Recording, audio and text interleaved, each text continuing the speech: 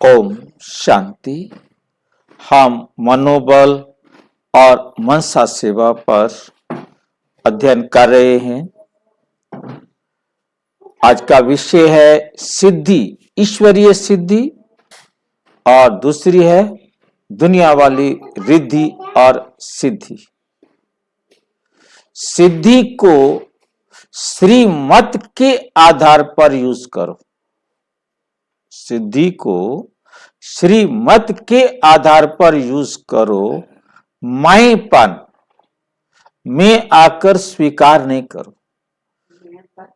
मैंपन में आकर स्वीकार ना करो।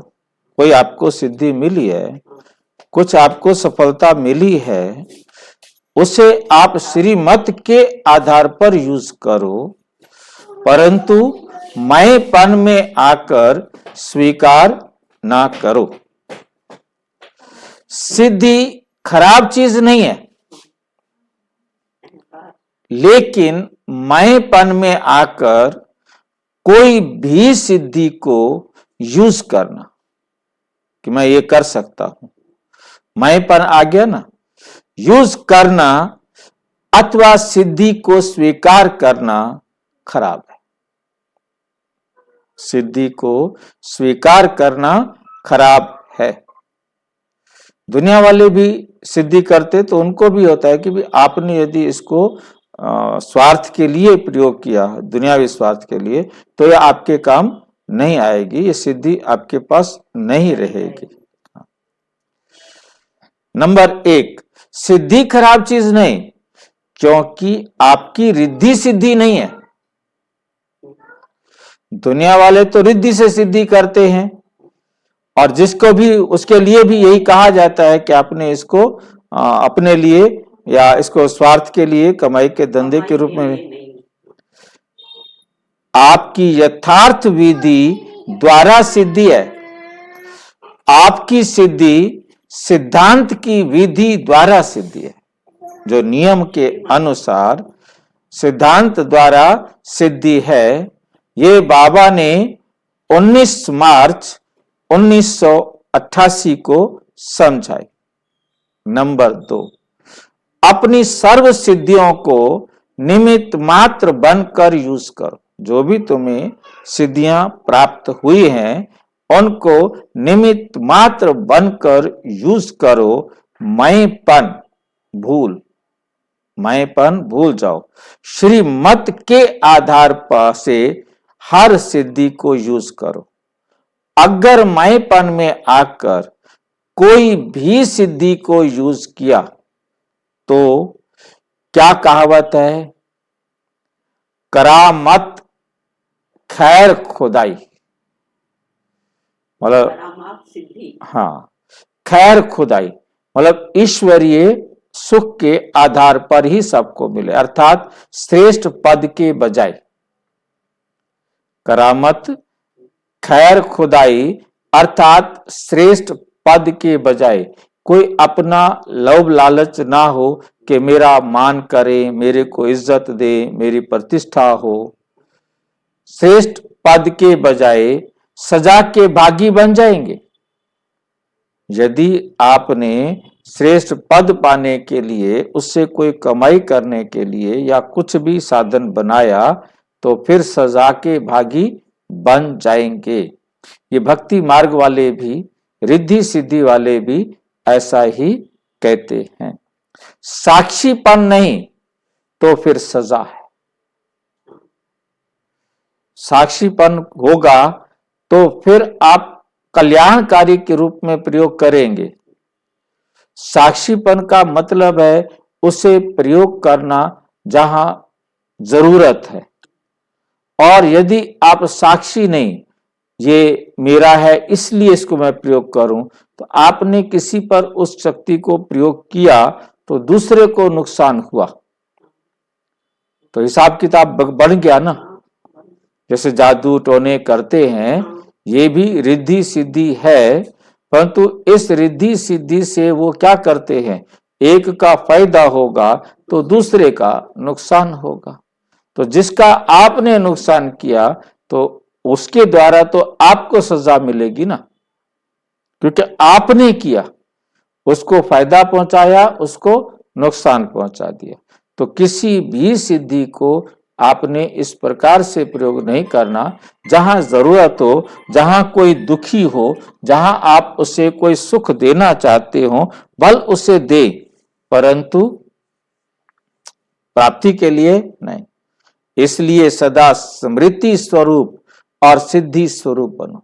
स्मृति स्वरूप कि मैं आत्मा हूं, ईश्वरीय संतान हूं, और इन आत्माओं के ईश्वरीय खिदमतगार हूं।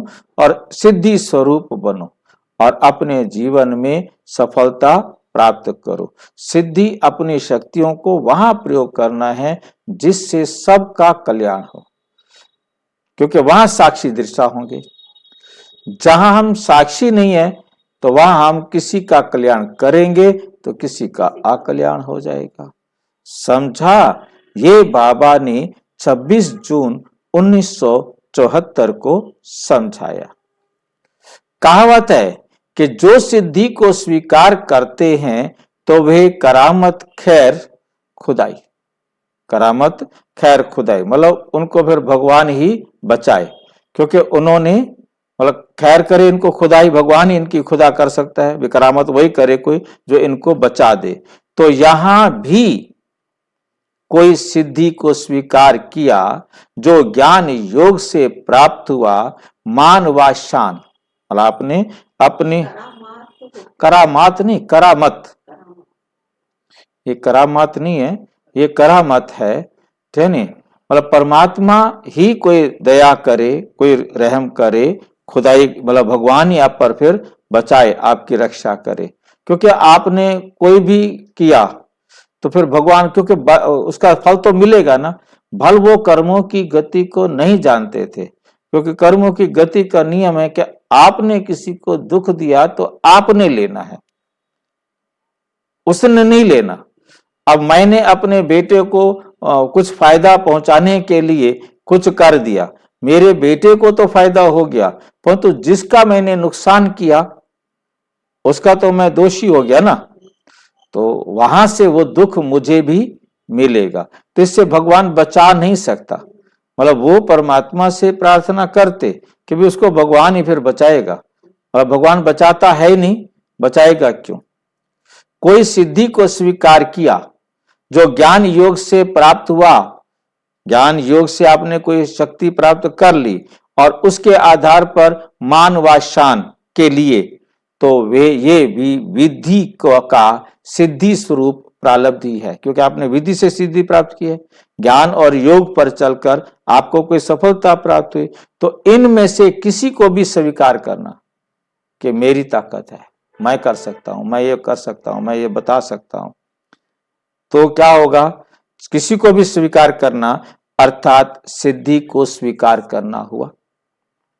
जो सिद्धि को स्वीकार करता है उसकी प्रारब्ध यहीं खत्म।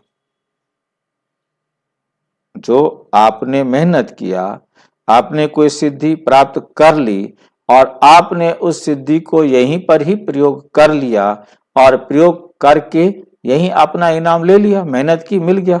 अब आपको भविष्य में तो कुछ मिलने वाला नहीं है, यहीं खत्म, कच्चा फल खा लिया, फिर उसका भविष्य नहीं बनता।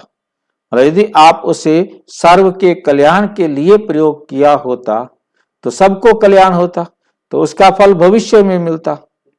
और आपने हद में अपने लिए प्रयोग कर लिया तो फिर उसका फल खत्म। तो ये बाबा ने 20 अक्टूबर 1975 को समझाया था। अच्छा, ओम शांति। और विस्तार से जानने के लिए प्रजापिता ब्रह्मा कुमारी ईश्वरीय विश्वविद्यालय के किसी भी सेवा केंद्र पर संपर्क करें। और यदि कोई प्रश्न है तो 9213106986 पर केवल टेलीग्राम करें, 9650692270 पर केवल व्हाट्सएप करें, फोन नहीं। ओम शांति।